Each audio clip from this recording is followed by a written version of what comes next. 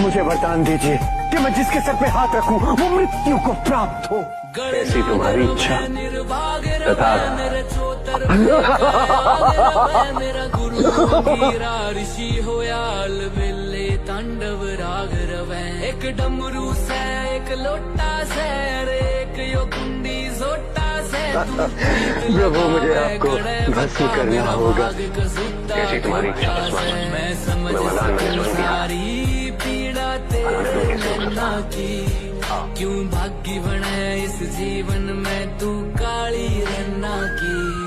मैं भोला पर्वतकार तू रानी नल्ला की तेरी मेरी पार पड़े ना बेशक लिखी पहला। कहानी की शुरुआत लंदन की एक अंधेरी रात से होती है, जहां अनाथालय में रहने वाली सोफी को नींद न आने वाली बीमारी होती है, जिसके कारण वो कभी किताबें पढ़ती, कभी खिड़कियों के बाहर देखती। तभी सोफी को खिड़की के बाहर एक बहुत बड़ा हाथ दिखाई देता है। इतने बड़े हाथ को देखकर सोफी डर जाती है और बिस्तार में चली जाती है, लेकिन जायंट ने उसे देख लिया और पलक झपकते ही अपने विशाल हाथों से सोफी को बिस्तर के साथ ही उठा लिया और लंदन की गलियों से दूर भगाने लगा। रास्ते में वो लोगों से छुपता भी है ताकि कोई उसे देख न ले और मौका मिलते ही तेजी से भागता है। जायंट पहाड़ों पर छलांग लगाते हुए एक दूसरी जगह पहुंच जाता है, जहां वो सोफी को उसके बिस्तर समेत टांग देता है और फिर अपने चाकू की धार तेज करने लगता है। मौका मिलते ही सोफी वहां से भागती है, मगर उसके पैरों से कुछ टक्कर गिर जाती है, जिससे जायंट उसे देख लेता है और उसे पान में ही पकड़कर कहता है, तुम यहां से भाग नहीं सकती। सोफी पूछती है, तुम मुझे खा जाओगे? जिस पर बीएफजी कहता है, नहीं, मैं तुम्हें नहीं खाऊंगा, लेकिन तुमने भगाने की कोशिश की तो वो तुम्हें जरूर खा जाएंगे।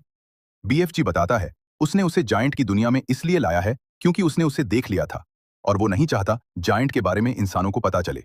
उनकी बातचीत से पता चलता है कि जहां बाकी दानव इंसानों को बीन्स कहते हैं और उन्हें कच्चा चबा जाते हैं, वहीं बीएफजी केवल स्नोजकंबर नाम की एक कड़वी सब्जी खाकर जिंदा रहता है।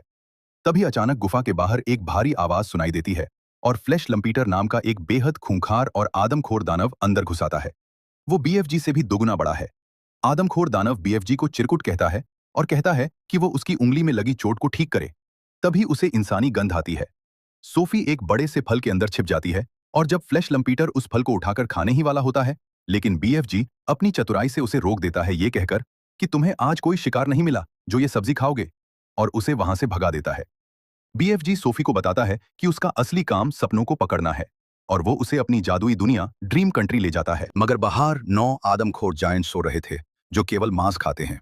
बीएफजी जायंट बचकर वहां से जा रहा होता है, लेकिन तभी एक आदमखोर जायंट उसे पकड़ लेता है और अब 9 आदमखोर जायंट बीएफजी जायंट के साथ खिलौनों की तरह खेलने लगते हैं। तभी आसमान से बारिश होने लगती है। 9 आदमखोर जायंट बारिश से डरने लगते हैं और भागकर गुफा में छुप जाते हैं। बीएफजी सोफी को लेकर सपनों के देश पहुंचता है। बीएफजी सपनों को पकड़ता है और बुरे सपनों को कैद कर लेता है।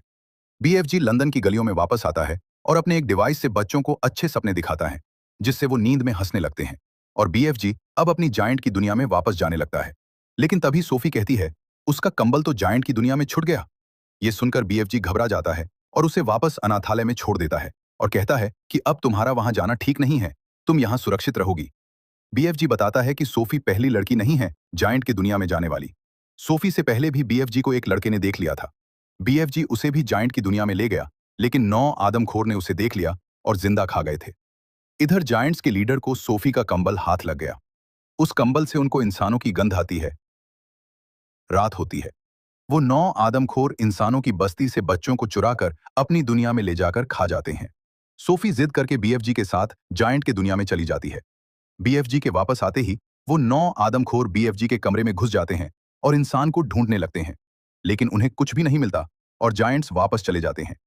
लेकिन इस घटना के बाद सोफी बीएफजी से कहती हैं, हमें इन 9 आदमखोरों के बारे में इंग्लैंड की रानी को बताना होगा और ये सब उनको सपनों में दिखाना होगा। कैसे आदमखोर बच्चों को चुराते हैं और खा जाते हैं और उनका ठिकाना कहाँ है। और सोफी खुद को और बीएफजी को भी सपने में डालने को कहती है ताकि रानी उन्हें पहचान सके। महारानी सब कुछ सपने में देखती है और अचानक उठकर बैठ जाती है। रानी नौकरानी को बताने लगती है, लेकिन नौकरानी कहती है, रानी, ये आपका बुरा सपना है। मगर सोफी खिड़की से सबके सामने आ जाती है, जिससे रानी को अब बच्चों के गायब होने का कारण समझ आ गया। सोफी के कहने पर बीएफजी भी सामने आ जाता है और दोनों रानी से मदद मांगते हैं। रानी सैनिकों के लीडर को बताती हैं और जंग के लिए तैयार होने के लिए कहती हैं। अगली सीन में हम देखते हैं बीएफजी सैनिकों के साथ जायंट की दुनिया का रास्ता दिखाते हुए आगे बढ़ता है। जैसे ही वो जायंट की दुनिया में एंटर करता है, मशीनों के कुछ सिस्टम फेल हो जाते हैं। बीएफजी बुरे सपने को लेकर 9 आदमखोरों के पास आता है और जैसे वह सोफी उसे खोलने वाली होती है, आदमखोरों का लीडर जाग जाता है और सोफी को देखकर खुश हो जाता है। खाना उसके पास खुद आया है। लेकिन तभी सोफी बुरे सपने को आजाद कर देती है और वह सभी दैत्यों के सपने में चले जाते हैं। लेकिन जायंट्स का लीडर अब सोफी को जैसे ही पैड करने वाला होता है, वैसे ही सैनिकों ने अचानक हमला करके सभी जायंट्स को हेलीकॉप्टर से बंद कर इंग्लैंड की एक वीरान टापू पर छोड़ दिया, जहां उन्हें बीएफजी की सब्जी का बीज देते हैं जो बीएफजी खाता था। बीएफजी अपने देश में ही रहता है, लेकिन सोफी को अब महल में रानी ने रख लिया और सोफी अब महल में ही रहती है और यही कहानी खत्म हो जाती है। कहानी अच्छी लगी हो तो चैनल को सब्सक्राइब करें।